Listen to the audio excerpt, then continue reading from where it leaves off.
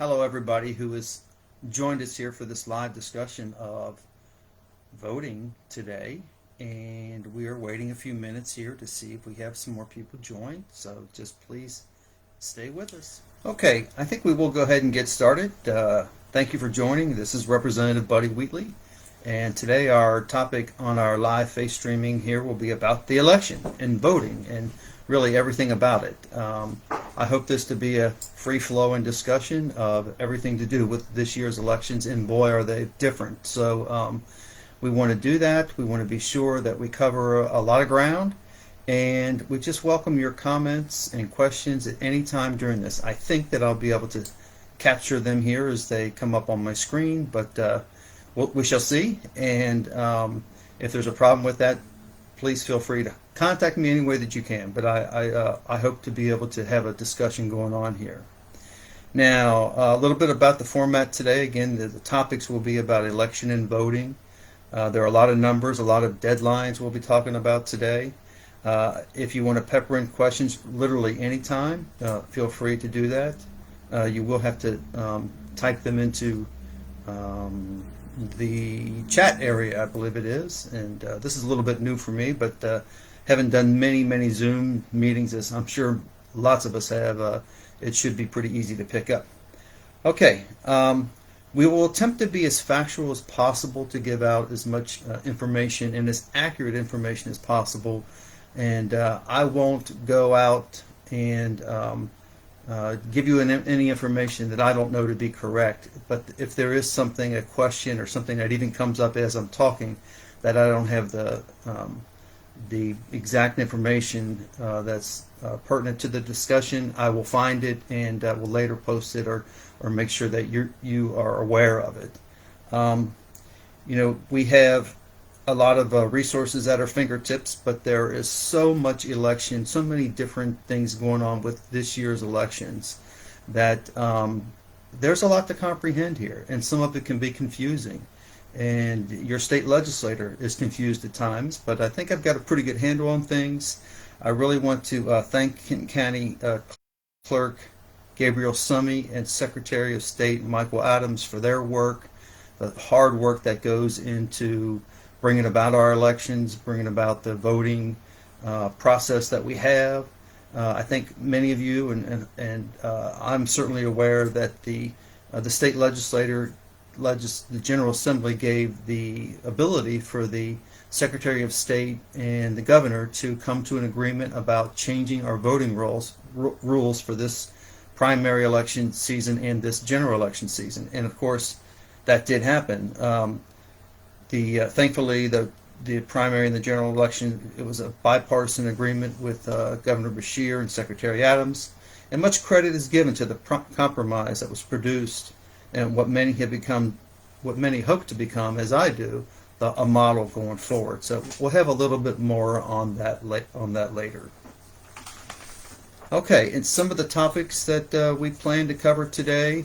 I want to get into the 4 ways that you'll be able to vote in this election, ways to monitor your ballot through your absentee ballot through the election process, the cure process if there's a problem with your ballot, and polling locations, of course, the voter turnout predictions and election results and when to expect them. Okay. No, I'm not seeing it at this time. So, again, we hope the connection is well and you're able to follow this. So let's get started on the 4 ways to vote. Okay, for this election, there are 4 ways to vote. You can vote the absentee ballot by mail, and that's simply requesting the absentee ballot through the govoteky.com state portal and returning your absentee ballot through the U.S. Mail Postal Service. There's also absentee ballot voting by Dropbox, in-person voting October the 13th through November the 2nd, and in-person voting on Election Day at designated polling locations. We'll get into these topics more as we go on. Absentee ballot by mail, like I said, is using the U.S. Postal Service. You have to be sure that your ballot is postmarked by November the 3rd at midnight, your vote will be counted as long as it is received in the Kenton County Clerk's office. I think it has a total of 5 days before it has to arrive. And but if it was postmarked by November the 3rd, your vote will be counted. The deadline to request a ballot, and this is extremely important, the deadline to request an absentee ballot through the state portal is tomorrow at midnight, Friday, October the 9th at midnight. You can still request an absentee ballot. Today I was on a call with Secretary Adams, and he reported there have been about 600,000 absentee ballots requested so far. That is a large number, about 2.5 times the number that was requested in the primary, as was expected. They are expecting to get just under 1 million requests for absentee ballots. That is, again, within their goal, within their range of the spread that they'd like to see through what they expected through absentee ballot, in-person ballot, and in-person voting on election day. So again, as Secretary Adams discussed today, there were concerns that would be too many absentee ballots requested, and that could create a real clog in one area of the system, especially the processing portion of voting. But with this news today, it looks like everything is in line. It appears that we're going to have the majority of the vote, the 3 ways, or actually 4 ways to vote. One, if you include absentee balloting through the post office return or the drop box return, and then in-person voting, which is early in-person voting, and voting on election day, they expect about 1/3 of the voters in all 3 of those particular categories, if you categorize it that way.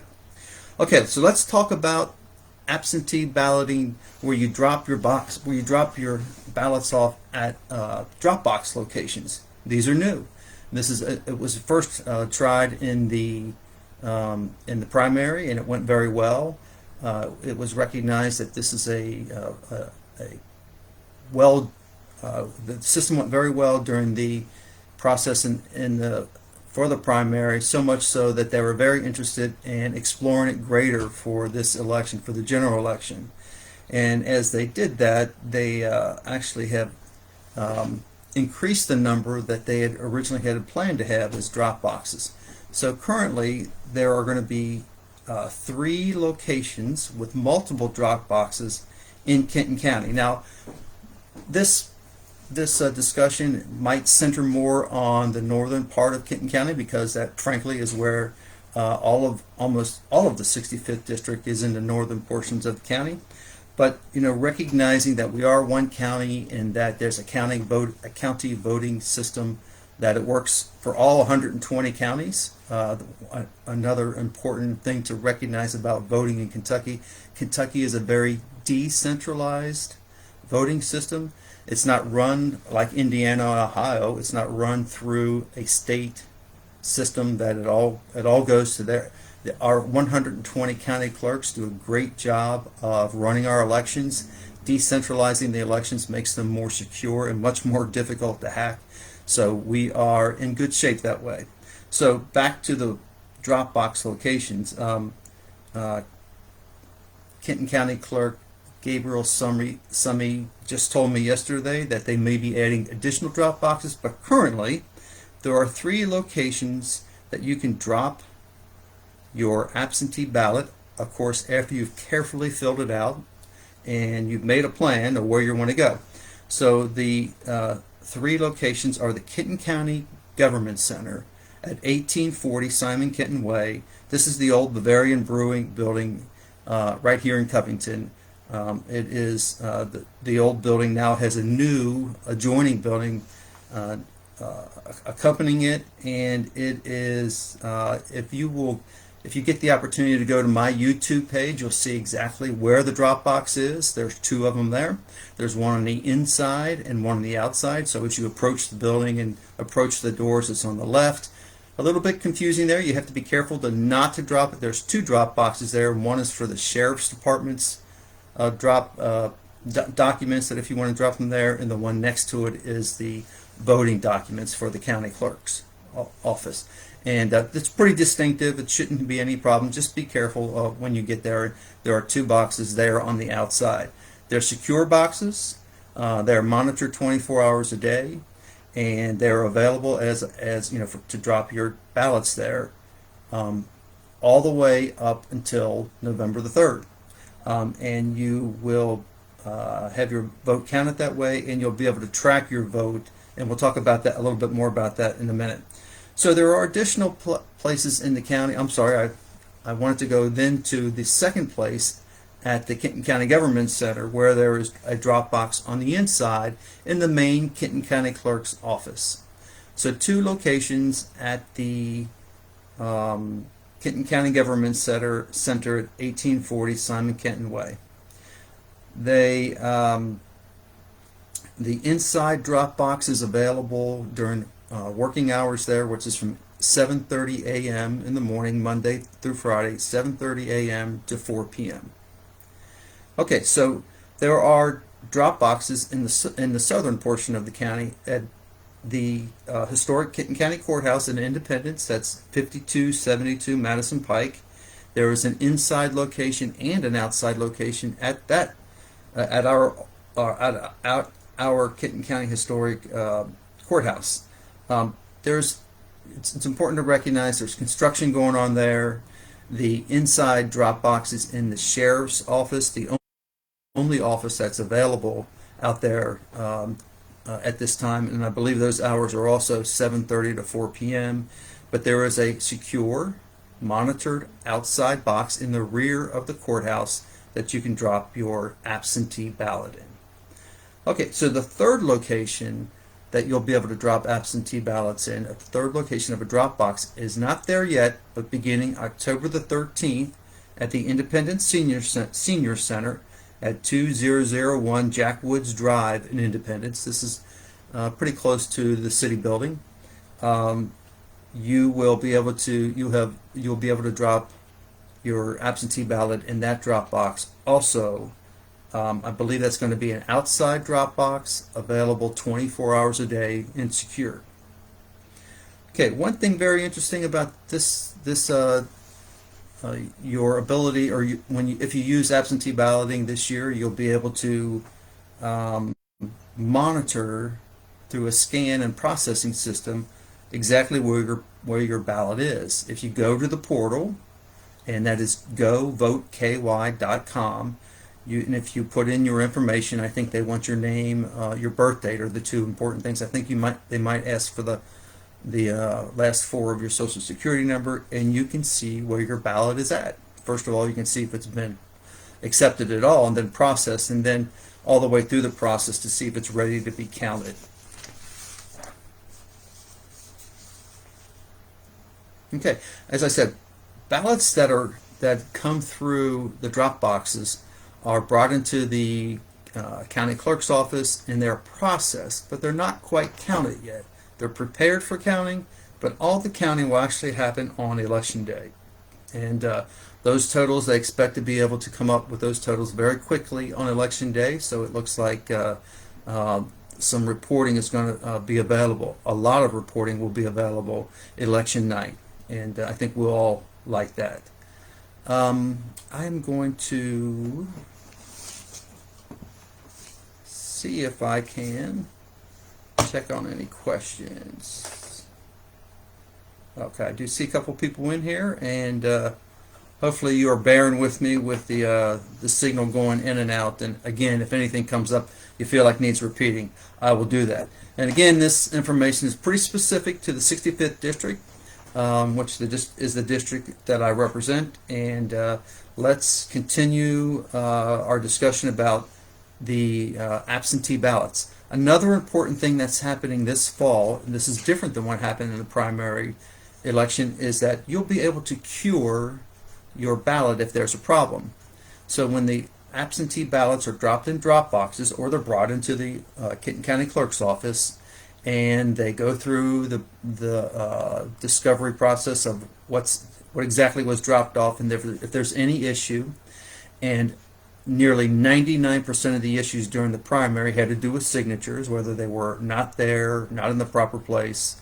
Um, the clerk's office will set aside those ballots and also contact those voters through the ways that they'll have available to them to contact the voters to give for their an opportunity to correct your ballot, to cure your ballot. So this general election does have a cure process. And one reason that's important, you may have heard that for the primary there were 30,000 spoiled ballots in the primary, and that turned out to be 3% of the voters, and that's a big number. And I saw another presentation by the Kentucky Board of Elections where it was shown that really what's important and what the Board of Elections seemed to emphasize was that we want to count every vote. And I'm happy to hear that, and I fully support that concept and that work ethic or work value as far as how our votes are counted. So that's a big shout out that we have done the curing process, and hopefully it works really well, and hopefully we won't need it very much when everybody takes their time, gets their ballot, and fills it out properly.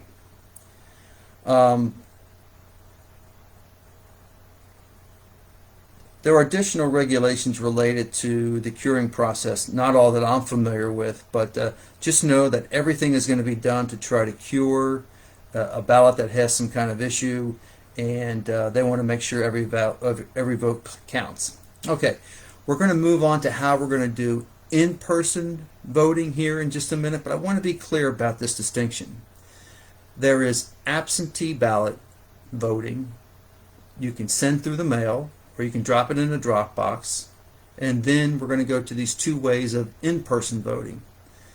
But sometimes it can be confusing that if you in person take your absentee ballot in, that is not considered in-person voting. As a matter of fact, if you request a ballot through an absentee ballot through the state portal, you will not be able to vote in person.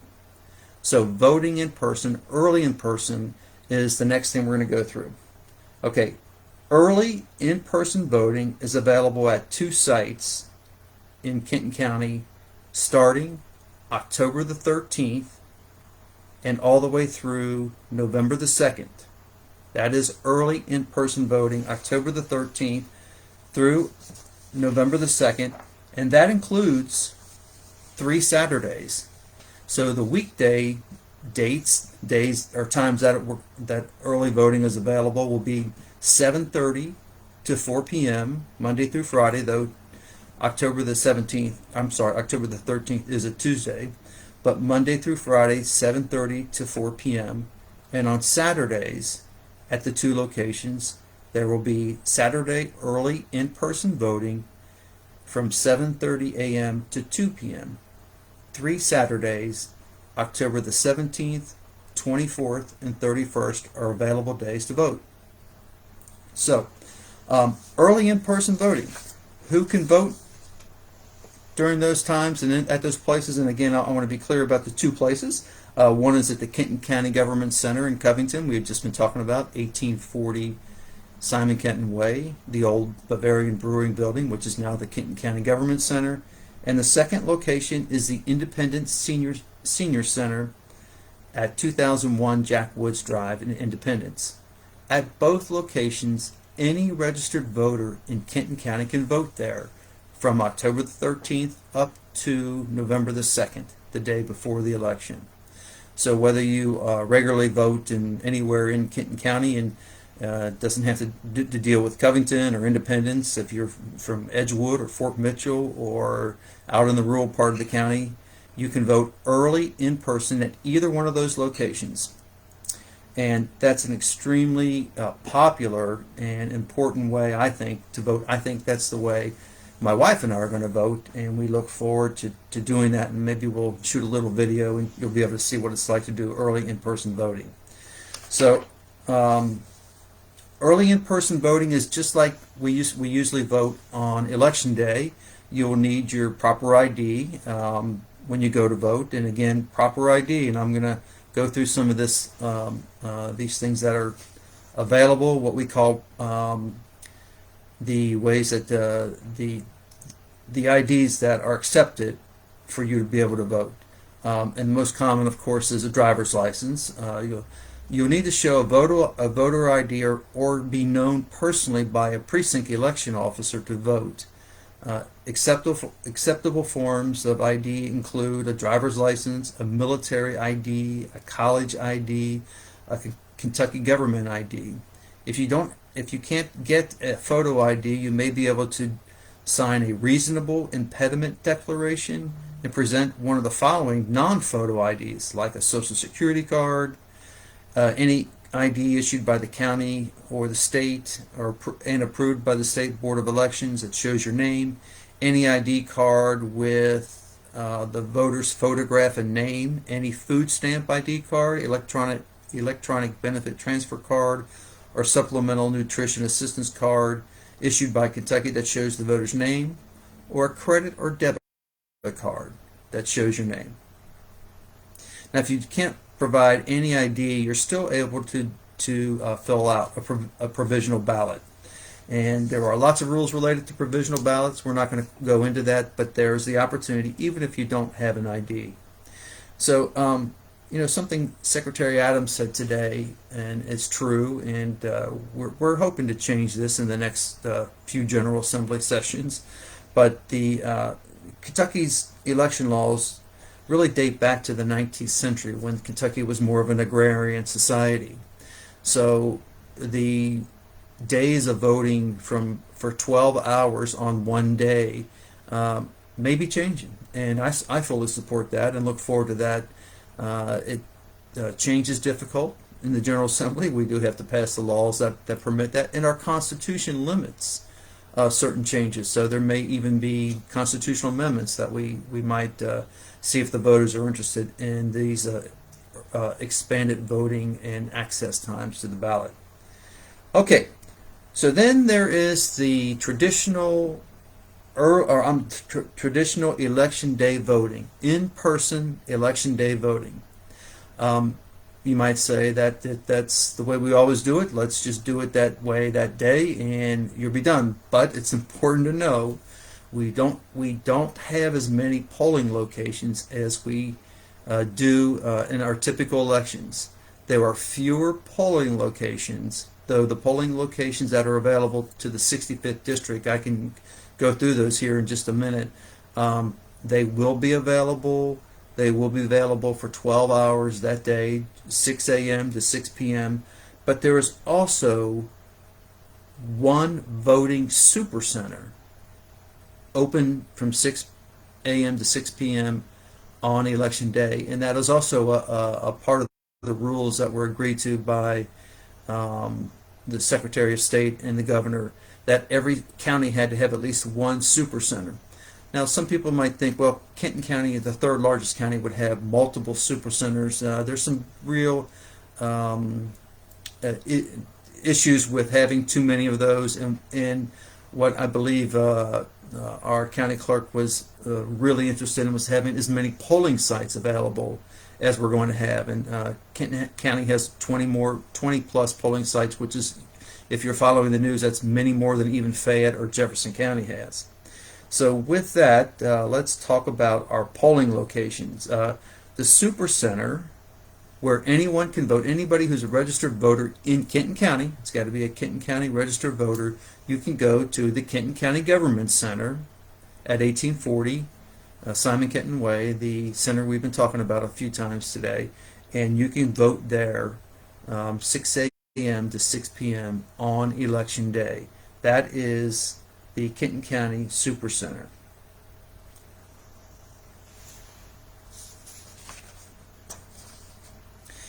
Poll workers have been a big concern, given the typical demographics of poll workers are that they're seniors, and we are going to continue, even though I'm not seeing anything here, except it says we're having trouble, so I'm going to keep going because there's a couple more important things I want to get to, and that has to do with, again, polling locations, voter turnout predictions, and election results and when to expect them, because that's some of the updated information we got from Secretary Michael Adams today.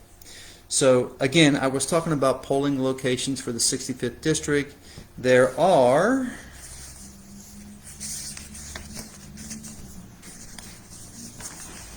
I believe for the 65th district there are 6 different locations. I'm not going to go into each location, just to understand that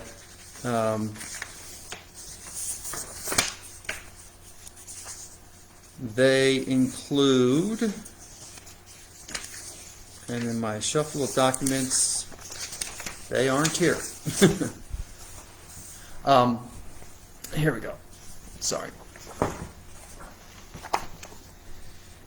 Some major changes are that if you're in Bromley, you're going to vote at the Ludlow Senior Center. The Ludlow precincts also vote at the Ludlow Senior Center. If you're in the downtown Covington area, it's very likely you're going to be voting at the Northern Kentucky Convention Center. Again, if somebody has specific questions about where they vote and what their previous precinct was, but the Northern Kentucky Convention Center is the voting location for almost all of the downtown, I would say inside of 26th Street locations for voting. Gleno Swing is the location for voting. If you previously voted at Southside Baptist Church, that's over off of Holman Street area. Calvary Baptist Church in Latonia is the primary, if not the only location in the Latonia area for voting. And as I mentioned, Gleno Swing School is still is one of the locations for what we call the Pieselburg area, Austinburg, some of the 6th district schools area, the Holmes High School area precinct. Those are all now voting at Gleno Swing. Again, I have the complete list. There is the list to view on the Kenton County Clerk's website. Please go there and make sure you check out to see where you vote, your polling location. Again, this applies to November the 3rd, Election Day, if you plan to vote Election Day. So I think that's everything I'm going to talk about related to polling locations. I did want to go through some notes through some of the discussions I've had with our county clerk, Gabe Summey, and Secretary Adams related to precincts, or related to voter turnout predictions. Kenton County, this is what Gabe Summey has reported, that Kenton County and actually Northern Kentucky, we are typically 3 or 4 percentage points lower than the rest of the state for our voter turnout, which is troubling. But we certainly did better this particular primary.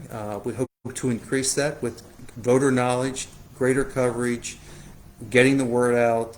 Whatever we can do to increase voter turnout, I think is a positive for the Northern Kentucky area.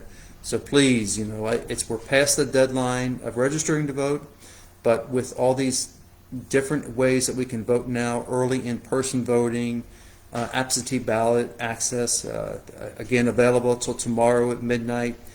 We really hope to boost our voter turnout in the Northern Kentucky area, the Kenton County area, and for me, I'm interested in the 65th district, of course. So I don't have the numbers in front of me, but the typical turnout for the Kenton County area is about 65% turnout. They really are expecting higher than that. I think Gabe, somebody said she was hoping to get up to 80% turnout. There's a lot of interest in this election, of course. This is a presidential year, so we do have a lot of interest. There are a lot of important races on the ballot. There are 2 important constitutional amendments on the ballot. We won't go into all of the races and the amendments and all their issues, but they're just an extremely important election. I certainly hope that you are making a plan to vote. One of the things that we all really want to know and have a better handle on is what's going to happen on election night. What will we know? From today's discussion with Michael Adams, Secretary Adams, he's really expecting about 80 to 85% of the votes to be counted and reported on election night. He actually is a little bit optimistic that it might be higher than that, but he's saying 80 to 85%. Now, can we call all the races with 80 or 85%? And there's might be some parts of the area, some of the states and some of the counties where those numbers are higher or lower, but he thinks statewide that'll be about the average. I think with that we will. One other thing Michael Adams made a point of today was that the election reporting of the absentee ballots will go quickly that day because they will all already have been processed. And he thinks at that point, I think they simply need to be scanned and run through the machines, and they have the personnel to do that. That's why he has that confidence that we're going to have a high number of ballots counted that day and reported that day, and that I think will make us all pretty happy. Okay, I really appreciate the few of you who have been stuck with this and who have listened to this. I know we've had some technical problems.